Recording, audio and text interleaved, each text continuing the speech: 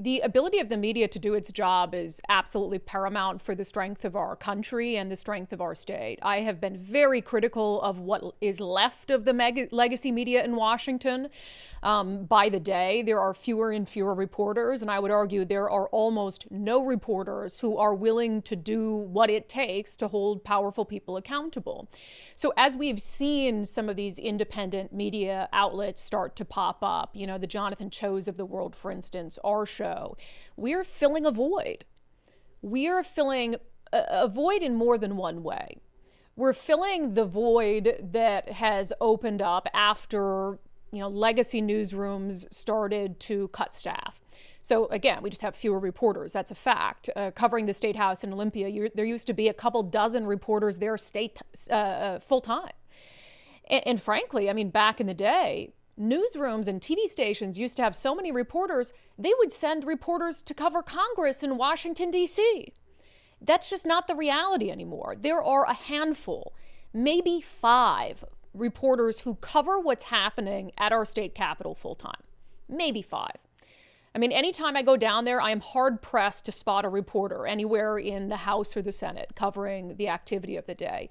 So we're filling that void. But I would also say we are filling a void that used to be filled with reporters who took their obligation to hold powerful people accountable seriously. The media just doesn't do that anymore. Legacy media just doesn't ask hard questions anymore. There are a few exceptions, but they are overwhelmingly biased in favor of Democrats, and that is incredibly detrimental in a state like ours, where the Democrats are the ones in power. So when you don't have reporters who are willing to hold powerful people accountable because they skew toward them politically, then you get what our state is going through.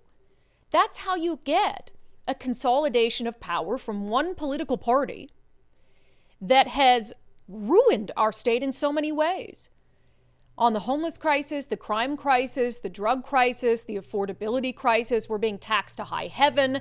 We're in a $14 billion budget deficit. None of this would have happened if we had a robust fourth estate that was willing to ask the hard questions and was willing to hold politicians accountable for their failure. It's why it's important for you to know what's been happening behind the scenes in Olympia.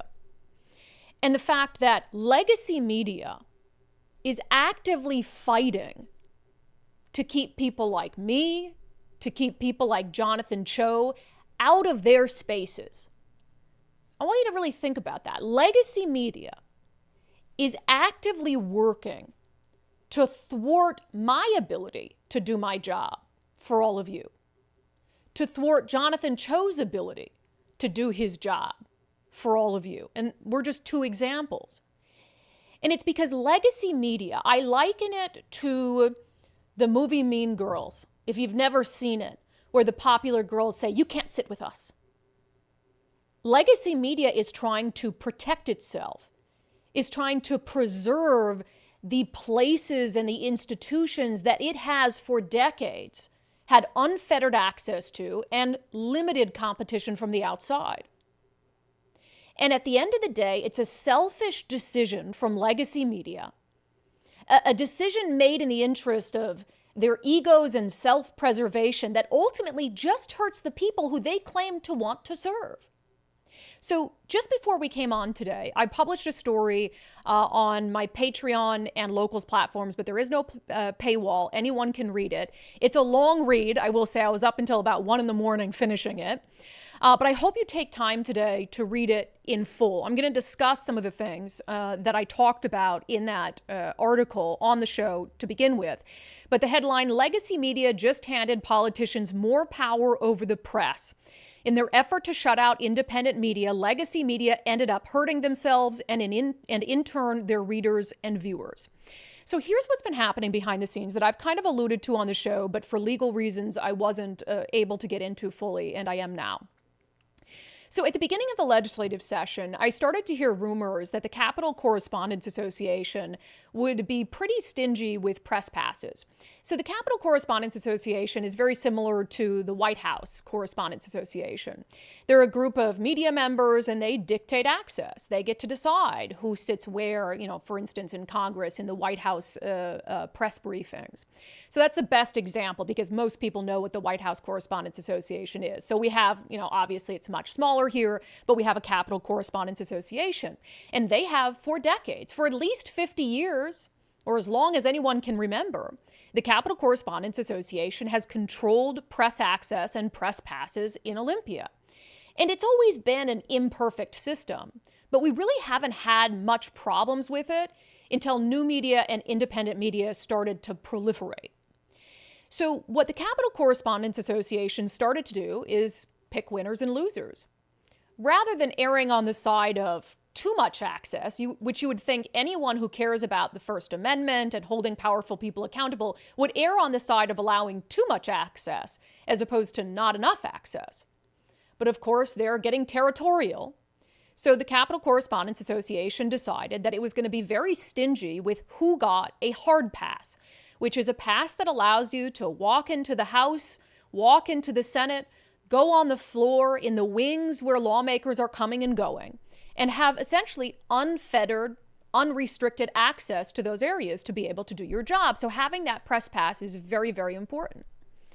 So on February 4th, I requested a full-time press pass from Jerry Kornfield with the Washington State Standard. He is the one with the Capitol Correspondents Association who is tasked with controlling who gets a press pass and who doesn't. And I've known Jerry for years. I like Jerry. We've had many good laughs over the years about coverage of things, etc. I really have no issues personally with Jerry, and I think he probably doesn't want to have to be the one to control press passes, but he is, and that duty fell upon him. So on February 4th, I asked Jerry Kornfield for my press pass. I cover what's happening in Olympia probably more than any other member of the media in Washington State.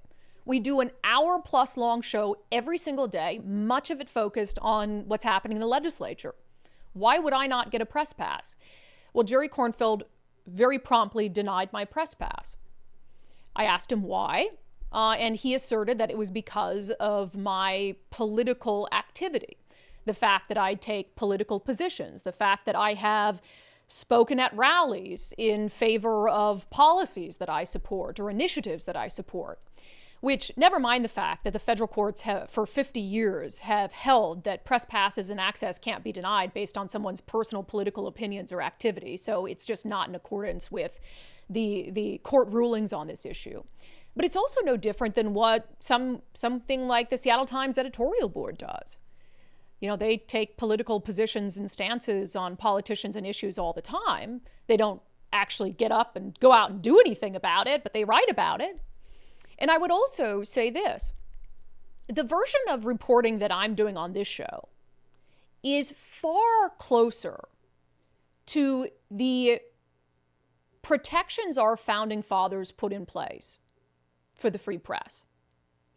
When our country was, just the idea of our country was being formulated in the fight for independence, we had something called the pamphleteers, like Thomas Paine, who wrote Common Sense. And they were out there advocating for independence, advocating to do away with the monarchy. And they were printing these pamphlets and they were handing them out to anyone who would read them.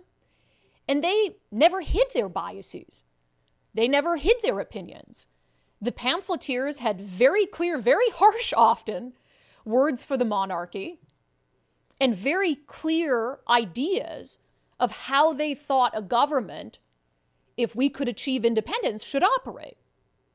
Doesn't that sound much closer to what we're doing than what legacy media is doing? And for the First Amendment and the ideas around the First Amendment and how important our founding fathers saw freedom of speech, who needs more protection from the government when it comes to the press? Is it someone like me? Or is it someone like a reporter at the Seattle Times who's often uncritical of the party in power? Who is more likely for the government to want to silence? Me? Or a legacy media reporter who doesn't ask hard questions, doesn't have difficult criticisms? Probably me, right?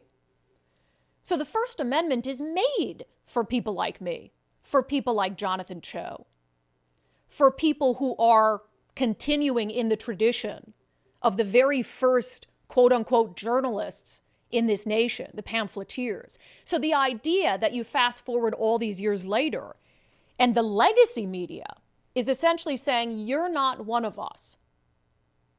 You don't constitute press. You don't get the same protections that we enjoy. You don't get the same access to politicians and people in power that we enjoy. It's absolutely absurd. So my press pass was denied on February 4th, and then I learned that other individuals who are in new media or are independent voices were also getting their press passes denied, or their requests for press passes were just going ignored. Jonathan Cho, they would not issue a press pass to. They would not issue a press pass initially to reporters for the Center Square, which the Center Square, this is an odd one. The Center Square doesn't really do opinion. The Center Square reports on issues that are happening at the State House through the lens of taxpayers, certainly. But by anyone's definition, they're bona fide members of the media. They're bona fide journalists and reporters. But because they're tied to an entity called the Franklin News Foundation, which has some conservative funders, Jerry Kornfield and the Capital Correspondents Association decided they wouldn't get a hard pass. That they could still get press passes, but they'd have to request it 24 hours in advance, and they could get a pass for one day at a time, as if anyone in media knows what story they're going to be covering 24 hours in advance. So those of us who were being denied press passes decided to seek legal counsel with Davis Wright Tremaine, a law firm in Seattle that specializes in press access issues and in government accountability issues. And the goal wasn't to sue over it, although, that was an option. Initially, our attorney with Davis Wright Tremaine decided to issue a strongly worded letter to the Capital Correspondents Association to essentially say, you have no legal basis to deny these individuals a press pass, so give them one before we consider other options. As soon as that letter went out, strongly worded letter from a very respected, reputable law firm, the Capital Correspondents Association started to relent a little bit. And within hours, all of the individuals at the Center Square who had so far not received press passes were told they could pick up their hard passes. So that was a victory. It didn't take much, just a strongly worded letter. But as the days and weeks went by, the Capital Correspondents Association refused to relent for Jonathan Cho and I. Absolutely, utterly refused. So we followed up, our attorney followed up with more strongly worded letters, basically giving them a date that they either had to issue our press passes by. It was March the 7th. I was actually in Olympia that day, and I told our attorney, you let them know I'm more than happy to pick up my press pass today. I'm down here covering the legislature the best I can without a press pass. But not only would the Capital Correspondents Association not relent, they did something absolutely extraordinary. So here they are facing, on March 7th, the imminent threat of a lawsuit if they don't give us a press pass. So rather than face a lawsuit, what do? They decided, for the first time in more than 50 years, to relinquish control over media access to the very politicians we're supposed to be covering. Think about that. They were so opposed to giving the likes of me and Jonathan Cho a press pass that they gave up a power they've held for more than 50 years to avoid having to do it. And people we're supposed to believe, want to hold the powerful accountable. They handed that power over to politicians, really over to a single political party that controls everything in Olympia. It's mind-boggling. The network news and corporate media lost their minds when the White House press secretary under Donald Trump a month ago seized control of press access from the White House Correspondents Association. And I understand why they lost their minds. It was a huge change. But isn't it worse to give it up willingly? I think so. Yeah, it's bad if the government seizes control and if politicians take control. But for the media to give it up willingly is far, far worse. And what do you think happened within days of the Capitol Correspondents Association handing over control of press passes to politicians? Gee, what do you think happened? Immediately, they were looking for ways to limit press access. Does that surprise anyone? Of course not. Now, specifically for Democrats, I already know what their fear was. Their fear was, well, first of all, they have to try to appear that they're not attacking the First Amendment, or else they're going to find themselves in a lawsuit. So they needed to come up with a creative way. How do we keep people like Brandi and Jonathan from being in the wings of the Senate on our side? From being able to just walk up to us, God forbid, and ask a question of a state senator? Because their questions are going to be really tough, and we don't want that. So within days, State Senator Manka Dhingra, who we've been very critical of on this show, she introduced a rules change that they debated on the floor yesterday afternoon. And the change, which I'll let her describe in her own dishonest way in a moment, the change they put forth as being great for the press. But in reality, it's not great for the press at all. It's very strategic. But here's how Senator Manka Dhingra on the floor of the Senate yesterday described Senate Resolution 8638. Many people might be aware that there was a recent rule change made by the Capitol Correspondents Association where they will no longer be credentialing press. As such, this responsibility now lies with the legislature. And so now we're going to be having a self-attestation process where people can self-identify as press. We want to make sure that we continue to ensure that all press have access to the floor and to the legislators. We all have a shared goal in preserving openness and transparency in state government. This resolution does not change or limit any of the access the Olympia Press Corps currently has in the Senate chamber, wings, or gallery. That's a lie. That's a lie. The resolution is just 2 pages. I'll read the part that proves that she's lying. Here's what the resolution does. It says that credentialed members of the media who seek a credential through the Senate, you basically just have to attest to, I'm a member of the media. I've already gone through and done this. I'm a member of the media. Here's my contact information. Here's my address. And I agree to abide by rules of decorum. So I'm not going to go in there and act a fool, right? Which has never been a problem for me. I might ask hard questions, but I can still act professional like a lady, right? So what they don't want, though, and what they specifically prohibit, it says in this, again, it's just 2 pages. Representatives of the press. So it says, the Sergeant at Arms shall admit only the following individuals to the floor, the wings, and adjacent areas of the Senate for the period of time beginning 1/2 hour before convening and ending when the Senate has adjourned or recessed for an hour or more. So it has a list of people who can come in. And then it says representatives of the press who shall be admitted to the press table on the floor subject to capacity at the press table, but not in the wings and adjacent areas except while moving to and from the press table.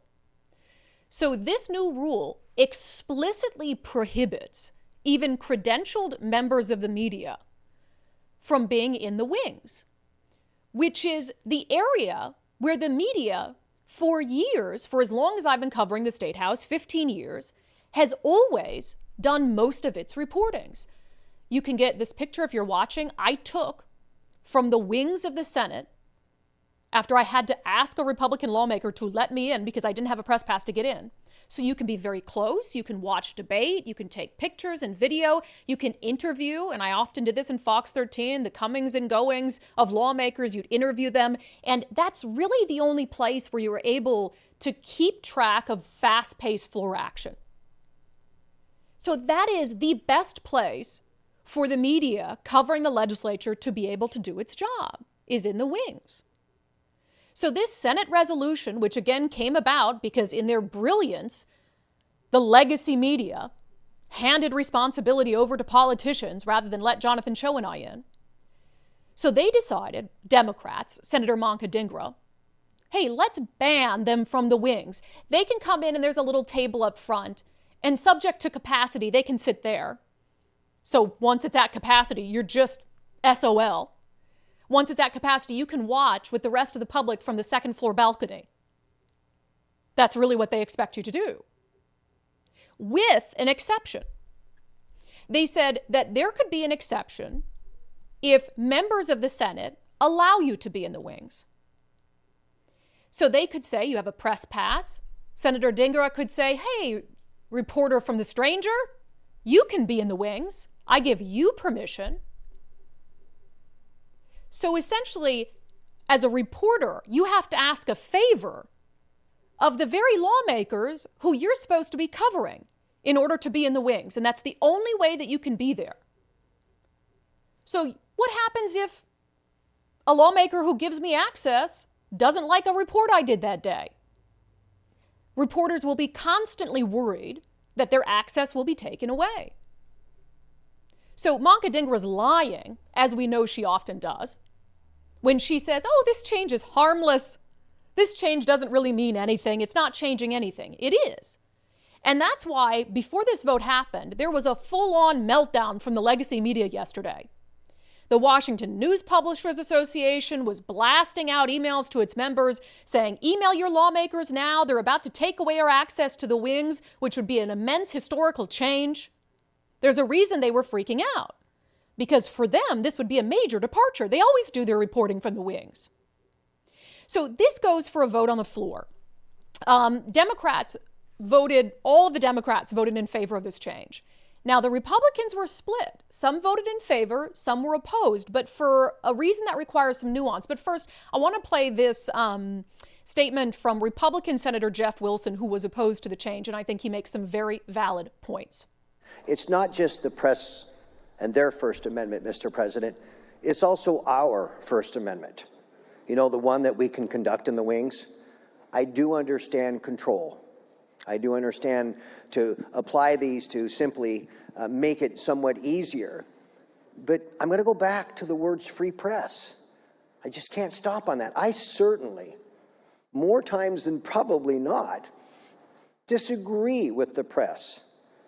But the process, and to the left of me and to the right of me in the wings, I'm really hoping that we could preserve that.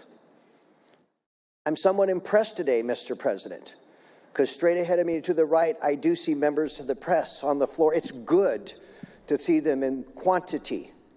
I think it's good for Washington State, Mr. President.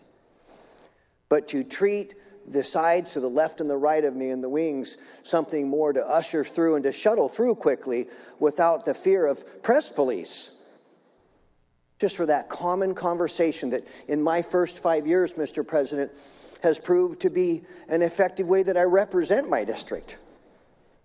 I represent it through a First Amendment that I started out by mentioning this. It's hard for me to stand up here because I've already admitted I'm not always a fan of such. But it's a system in say, our democracy. It's almost impossible to imagine where we would be if we continue to restrict the press, and I will call the free press. And to be selective, I can understand that. But to control who gets to talk to when, who, and how, I'm going to rise, Mr. President, and urge that we don't adopt this resolution for those reasons. And I agree with his sentiment, and I appreciate it very much. When politicians are in the business of picking winners and losers when it comes to the media, everyone loses. Everyone loses. Now, I want to play for you a couple clips from Senator Lisa Wellman, and I hope my eyes don't roll out of the back of my head. This is the epitome of like some, grumpy old woman who The only thing that she reads for news is the Seattle Times that comes to her doorstep and has no recognition whatsoever of how much the media landscape has changed. Here's how she started out. As vice president of Apple, my market was worldwide creative markets, including worldwide press. And I have worked with the press from China to the Middle East, to Europe, and across the United States, especially with the University of Missouri School of Journalism, which is renowned throughout the world for its rigorous association with developing the journalists of tomorrow, the photographers of tomorrow. Oh, that's great, right? Well, surely she's going to be opposed to this then. She says when she was the vice president of Apple, which how in the hell does she get that job? She witnessed press across the world, even in China and the Middle East. Okay, well, if she knows what it looks like when the government controls the media in a place like China, she says she works with journalism schools, then surely she understands, right? Surely she understands why restricting the free press is a bad idea, right? Unfortunately, Mr. President, I don't believe that we see today the press that I'm used to, the press that so many of our colleges talk about as renowned journalists. So when we use the word press today, I think we're talking about something very different than the Cronkites and the others that I grew up with, Mr. President. We're talking about people who say, I am the press, I've got a website, I've got a YouTube channel, and I'm putting out my news or the news or whatever they're going to call it. What do you do with that?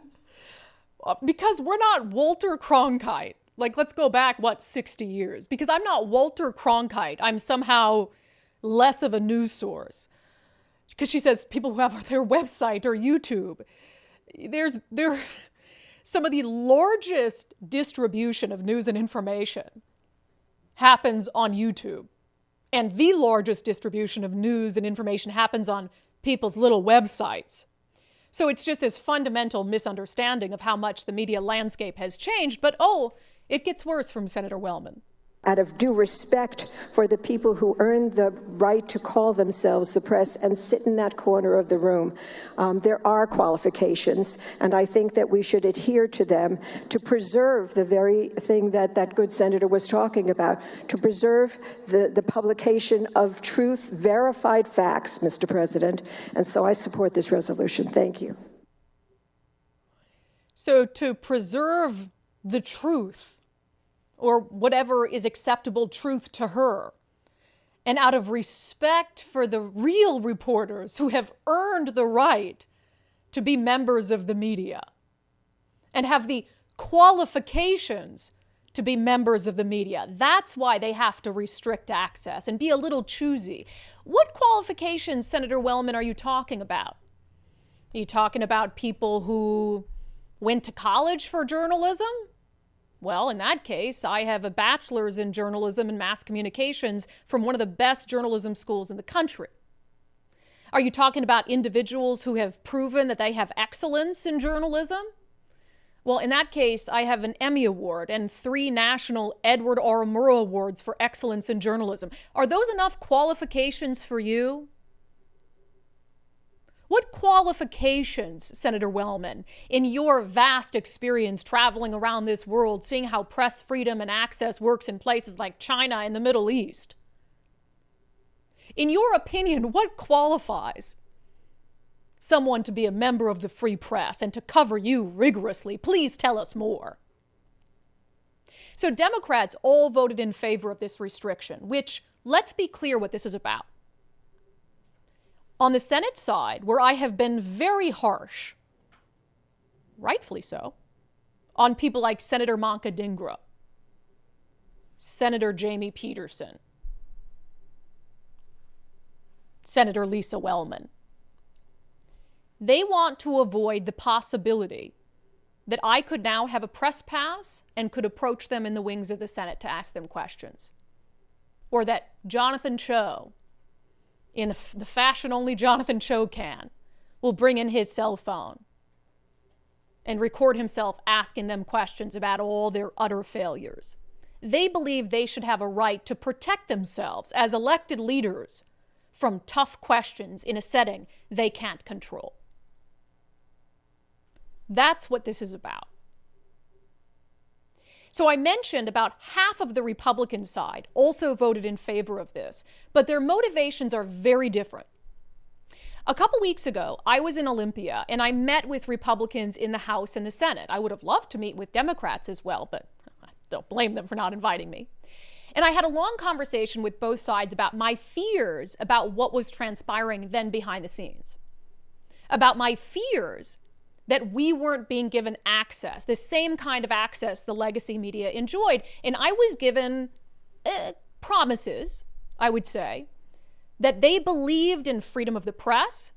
They believed in maintaining as much access as possible. And if it came down to it, they would fight not only for me, but for every other member of the media, whether they liked their coverage or not. I was given that assurance, and I believed them.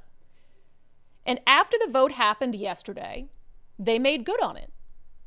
So some of the Republicans who I've since spoken to voted for this because they saw it as an improvement for new media and independent media, which it actually is. So right after the vote happened, Senator John Braun, who is the minority leader, so he's the ranking Republican on the Senate side, he sent this letter over to the Secretary of the Senate. It says, "Dear Sarah, with the passage of the new Senate rules regarding press passes, the Senate Republican caucus would like to formally request that Brandi Kruse of the unDivided podcast has access to the wings on the Republican side. We would like this to be an ongoing request so that Ms. Kruse can access whenever she comes to the doors on our side of the chamber."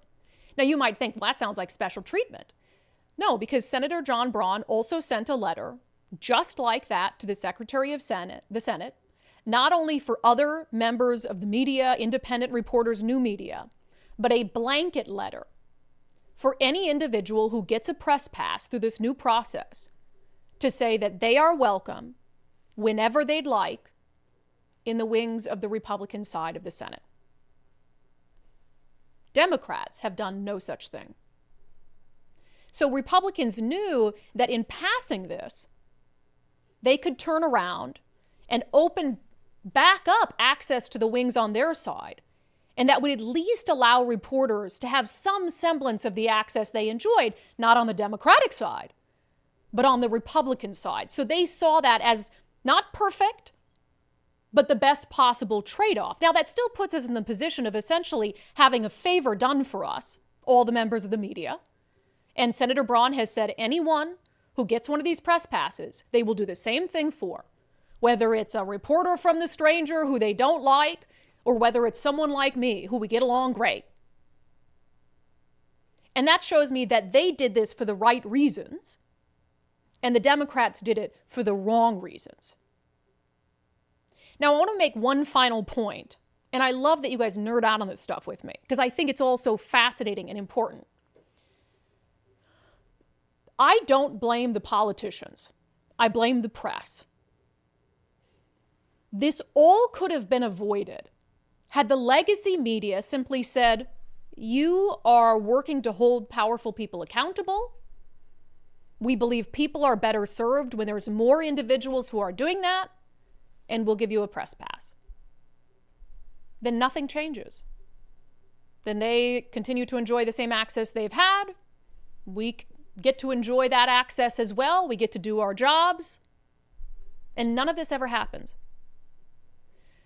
But in robbing us of those passes and in relinquishing control to politicians, you know who are the only people who actually lost access, who actually saw their access restricted with this vote yesterday? Legacy media. People like Jerry Kornfield with the Capitol Correspondents Association. He today has less access in the state Senate than he did the day before. I have more access in the state Senate than I did the day before. So in refusing to issue us press passes, he ultimately just hurt himself. Now, we still don't have enough access. Our access is still limited to the Republican side because Democrats don't want us over there. But we're in a better position than we were when the legacy media was the one controlling access. Think about that. I have more access with politicians in control than I did with other members of the media in control. And I've warned about this all happening for years. You guys will know if you've been following unDivided. I have published multiple articles about my concern that other journalists and entities in this state that claim they care about press access weren't standing up for people like Jonathan Cho when Jonathan was being physically blocked from attending news conferences, when Jonathan Cho was being told by King County Executive Dow Constantine, "You're not a real journalist." And I said to the Washington Coalition for Open Government, to other members of the media, if you don't stand up for Jonathan now, it's going to be you tomorrow. And here we are, another example of Nostradamus just taking over my body. It's because these things are so obvious to predict. When you don't fight for access for all the media, then you're making it easier for the government to restrict your access. And that's exactly what they've done. So at this point, everyone needs to put their egos aside. After the session is over, Democrats say they're going to consider what the permanent rules are going to be. I have every reason to believe that they will make those rules such that there is less access to them, less accountability for them, that I won't be able to get within 20 feet of them to ask a question. And so if the legacy media truly cares about the First Amendment, about holding powerful people accountable, they'll put whatever petty issues they have with new media and independent voices aside, and we can join together and push back against it. And so I extend a hand to them to do just that and to fight for, not ourselves, for the public. We are the public's voice in the State House. Even if, yes, Senator Wellman, we only have YouTube channels or websites and we're not Walter Cronkite. We're the people who ask questions of politicians to hold them accountable. And we're all on the same team. The question I ask at the very end of the article, again, that I published today, which you can go read on Patreon and Locals, there is no paywall on it. I sum it up like this. I said, ultimately, the question is simple. Are you on the side of trying to limit access or the side fighting to expand it? Those are the only two sides. Either you're trying to limit access or you're trying to expand it. And I would hope that every single member of the media is on the side that's trying to expand it.